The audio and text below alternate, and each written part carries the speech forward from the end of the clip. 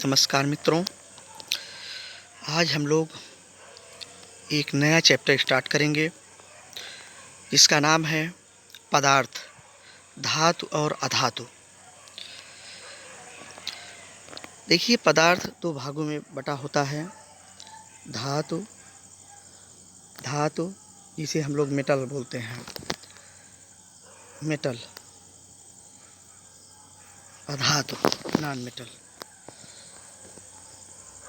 Non metal, non metal. कुछ धातुएं प्रकृति में स्वतंत्र अवस्था में पाई जाती हैं जिन्हें अक्रिय धातुएं कहते हैं, जैसे सोना, चांदी, प्लेटिनम इत्यादि। जिन धातुओं को पीट कर चादर बनाई जा सकती है, धातुओं के इस गुण को आघातवर्धनीयता कहते हैं। स्टूडेंट्स, पदार्थ दो प्रकार का होता है, धातु और अधातु।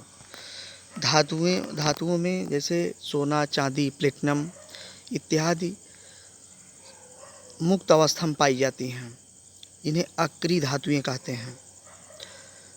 ये जल्दी किसी से रिएक्शन नहीं करती हैं, आसानी से किसी से रिएक्शन नहीं करती हैं, इसीलिए हम लोग इसको पहनते भी हैं। क्योंकि देखिए, अगर हम लोग आयरन पहन लेंगे तो आयरन रिएक्शन करता है, ऑक्साइड बना देता है, और जो हमारे त्वचा को नुकसान करता है। इसलिए हम लोग अक्रिय धातुएं पहनते हैं। जिन धातुओं को पीट कर चादर बनाई जा सकती है, धातुओं की इस गुण को आघातवर्धनीयता कहते हैं। दोस्तों, धातुओं के गुण निम्नलिखित हैं। धातुओं को में आघातवर्धनीयता पाई जाती है, तन्यता का गुण पाया जाता है, धातुएं ठोस एवं चमकीली होती हैं तथा विद्युत की सुचालक होती हैं, धन आयन बनाती हैं। अधातुओं के गुण में आइए देखते हैं ये वाली लाइन। अधातुएं ऋणायन बनाती हैं, अधातुएं विद्युत कुचालक होती हैं। कॉपर में जंग लगता है तो उसका रंग हरा हो जाता है। अधात्विक ऑक्साइड की प्रकृति अम्लीय होती है।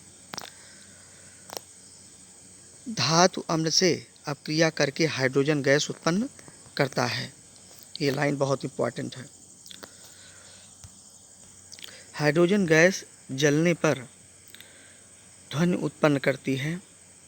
कॉपर सल्फेट के जली विलयन में जिंक डालने पर कॉपर सल्फेट का नीला रंग अदृश्य हो जाता है, क्योंकि जिंक अधिक अपक्रियाशील होता है, वह कॉपर को विस्थापित कर देता है। पारा एक ऐसे धातु है जो कमरे के ताप पर द्रव अवस्था में पाया जाता है। स्टूडेंट्स, एक क्वेश्चन ये भी पूछा जाता है कि उस धातु का नाम बताइए जो द्रव अवस्था में पाया जाता है, तो इसका आंसर पारा होगा, हाइड्रागैरम। हाइड्रागैरम पारा होता है। सल्फर डाइऑक्साइड, जब सल्फर डाइऑक्साइड को जल में विलय करते हैं तो सल्फ्यूरिक अम्ल प्राप्त होता है। सोडियम और पोटेशियम दो ऐसे धातुएं हैं जिसे चाकू से काटा जा सकता है। एक बात और, सोडियम के विषय में एक बात और, सोडियम बहुत ही ज़्यादा एक्टिव एलिमेंट होता है, क्योंकि इसको केरोसिन में रखते हैं, मिट्टी का तेल। ये एयर से भी रिएक्शन करता है और वाटर से भी, तो इसलिए ये बहुत ही ज़्यादा एक्टिव होता है, और ये नर्म भी बहुत ज़्यादा होता है, इसलिए इसे चाकू से काटा जा सकता है। फास्फोरस एक ऐसा सक्रिय अधातु है जिसको खुली वायु में रखने पर तुरंत आग पकड़ लेता है। ऑक्सीजन से संपर्क न हो इसलिए इसे जल में डुबोकर रखा जाता है।